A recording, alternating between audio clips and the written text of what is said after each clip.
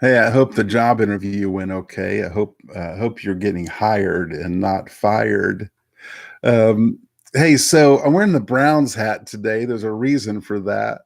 I grew up in a family that there were people from Cleveland, and I grew up a Browns fan. And for most of my life, that's been horrible because they have been a horrible team. And I remember when my boys were about 14 and 10. I remember one Sunday afternoon, I said, I need to have a meeting with you guys. And I said, listen, I don't care who you cheer for in the NFL, but I forbid you to be Browns fans. You are not allowed to. They were just too bad. I did not want to pass on the heritage of being a Cleveland Browns fan to my sons. It was just horrible. Well, they're Browns fans.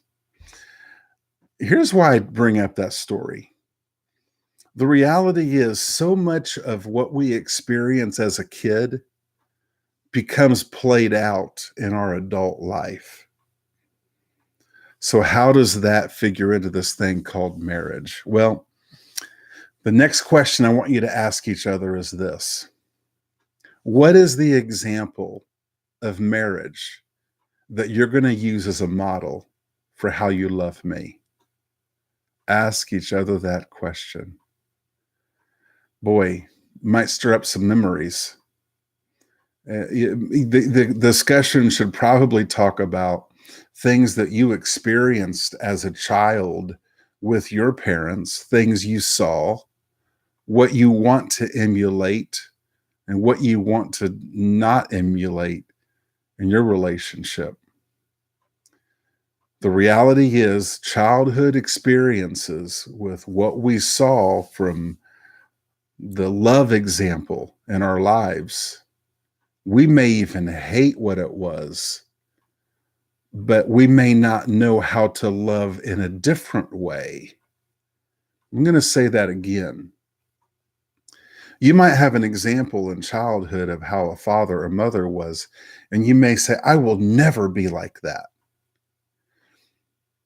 Saying I'll never become that will not necessarily help you become what you should become. So, this is an important question to ask each other. What is the model that you're going to use?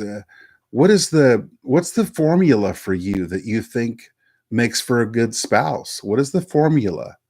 What's the example of a person you're looking at?